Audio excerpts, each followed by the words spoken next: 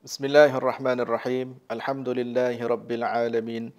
Wassalatu wassalamu ala rasulil karim. Sayyidina Muhammad wa ala alihi wa sahbihi ajma'in. Khairu ma uhayyikum bihi tahiyyatul Islam wa tahiyyatul Islam bisalam. Assalamualaikum warahmatullahi wabarakatuh. Alhamdulillah, kembali bersama saya Muhammad Syafi'i bin Abdul Rahman pada kapsul sirah siri yang ketiga.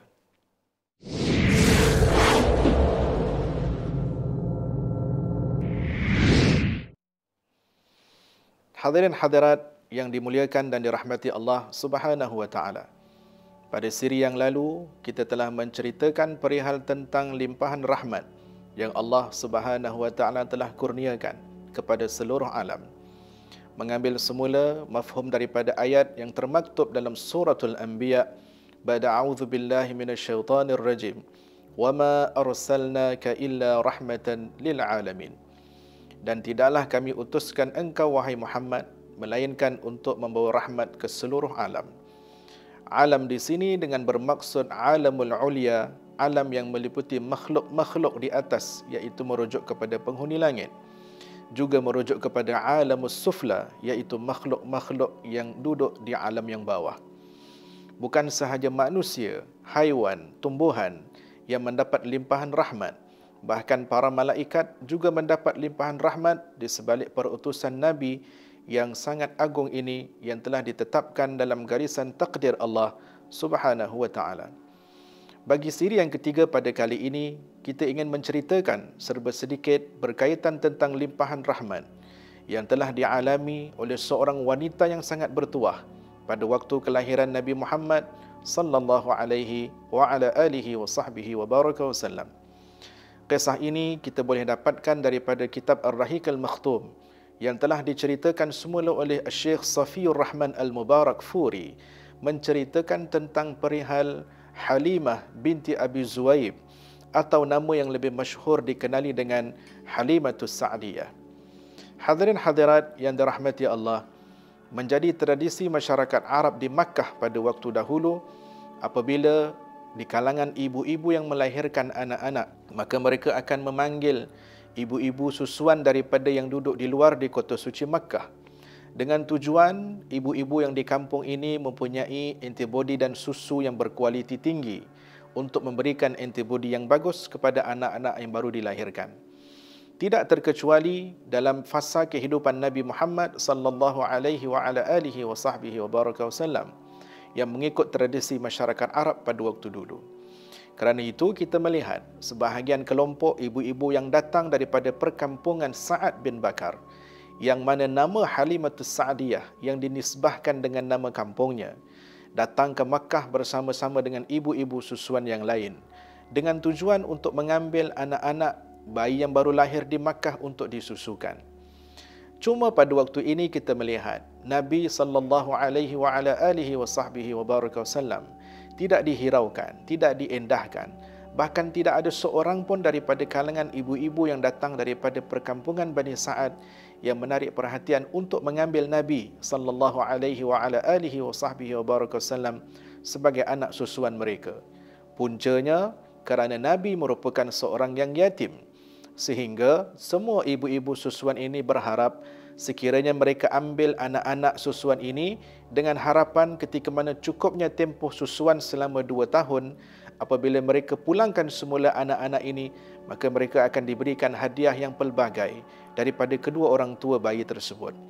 Lalu ketika Nabi sallallahu alaihi wa ala alihi wa sahbihi wa baraka wasallam yang dilahirkan dalam keadaan yatim, ibu-ibu ini memikirkan, kalaulah mereka ambil Nabi Muhammad untuk disusukan, maka apakah yang mereka akan perolehi setelah cukup tempoh penyusuan selama 2 tahun.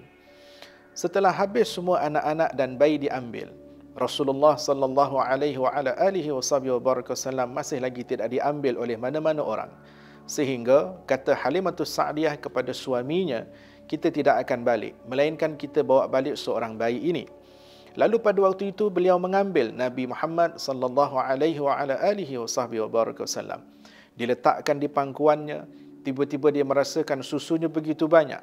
Dan buat kali pertama bukan sahaja dengan asbab rahmat pada Nabi yang dapat dirasai oleh Halimatus Sa'diyah, bahkan pada malam itu ketika mereka bermalam di Makkah, buat kali pertama anak-anak Halimatus Sa'diyah yang ikut bersama-sama, Abdullah, Anisah dan Asy-Syaima, juga pertama kali dalam hidup mereka tidur dalam keadaan yang kenyang.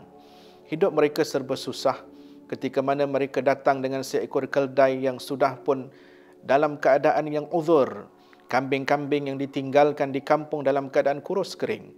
Tetapi terperanjatnya mereka, terkejutnya mereka ketika mereka mendapati nak pulang semula ke perkampungan Halimatus Sa'diyah di perkampungan Sa'ad bin Bakar.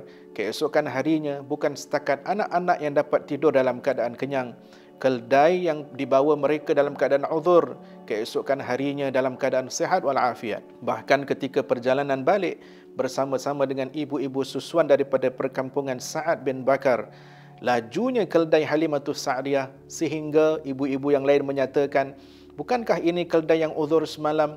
Apa yang telah berlaku kepadanya sehingga pergerakannya lebih laju daripada pergerakan kita? Dan sampai di kampung pula ketika membawa Nabi Muhammad sallallahu alaihi wasallam, dilihat kambing-kambing yang pada asalnya ditinggalkan dalam keadaan kurus kering. Ketika sampai di rumah, Masya Allah, Tabarakallah, kambing-kambing itu sudah menjadi segar bugar dengan gemuk dan juga berisi. Lalu berita ini mendapat perhatian daripada jiran-jiran tetangga Halimatus Sa'diyah, sehingga ada cadangan daripada kalangan jiran tetangga yang nak meletakkan kambing-kambing mereka bercampur dengan kambing Halimatus Sa'diyah, dengan harapan supaya kambing-kambing ini akan gemuk sama macam mana manfaat yang diterima oleh keluarga Halimatus Sa'diyah. Hadirin hadirat yang dimuliakan dan dirahmati Allah Subhanahu wa taala, nama beliau tercatat di antara nama orang yang pertama, di antara orang yang paling awal mendapat limpahan keberkatan daripada perutusan Nabi Muhammad sallallahu alaihi wasallam. Kata Halimatus Sa'diyah, bayi yang kita jaga ini bukan bayi yang biasa, tetapi merupakan bayi yang luar biasa. Kerana itu setelah cukup tempoh penyusuan selama 2 tahun, Halimatus Sa'diyah memohon kepada Sayyidatuna Aminah Az-Zuhriyah, ibunda Nabi, untuk dilanjutkan lagi tempoh penjagaan di sebalik kerahmatan yang dirasai, di sebalik keberkatan yang mereka nikmati, sehinggalah berlakunya tempoh waktu pembelahan dada kali pertama oleh malaikat Jibril alaihi salam pada masa umur Nabi sallallahu alaihi wasallam 4 tahun. Pada waktu itu Halimatus Sa'diyah memulangkan Nabi dalam penjagaan ibundanya.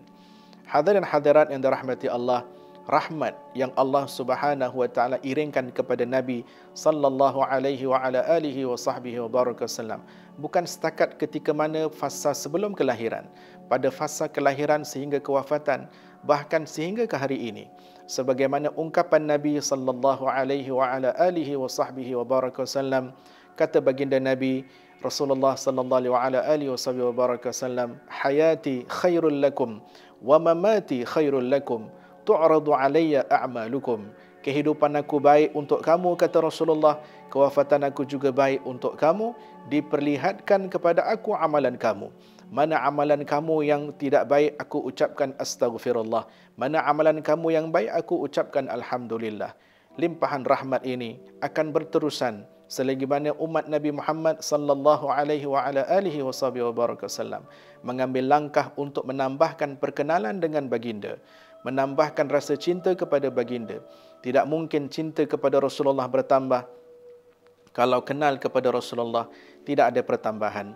Justru itu, pada siri yang ketiga ini, marilah sama-sama kita mengambil peluang dalam limpahan rahmat yang Allah Subhanahu wa taala berikan, yang Allah Subhanahu wa taala kurniakan kepada baginda Nabi sallallahu alaihi wasallam, dengan anjuran untuk kita melaksanakan hak kita selaku umat agar hubungan kerohanian kita dengan Nabi sallallahu alaihi wasallam terus berhubung sehingga ke hari akhirat nanti. Pada pengakhiran, pada siri yang ketiga ini, kalau hubungan manusia dengan Allah dihubungkan dengan salat, hubungan manusia dengan Rasulullah dihubungkan dengan salawat. Salatlah agar hubungan dengan Allah sentiasa berhubung. Salawatlah kepada Rasulullah agar hubungan kita dengan Nabi juga terhubung. Hubungan itu akan memberikan natijah yang baik. agar beroleh syafaat nanti di hari akhirat. Mudah-mudahan Allah Subhanahu wa taala memberkati, dan mudah-mudahan kita semua akan terus menikmati limpahan rahmat yang Allah Subhanahu wa taala kurniakan pada seluruh alam. Nikmatilah ia dan rasailah ia, agar ianya menjadi satu peluang dan hujah terbaik di alam kubur dan perjalanan kita bertemu kepada Allah Subhanahu wa taala. Hadza wabillahi taufiq wal hidayah. Wassalamualaikum warahmatullahi wabarakatuh.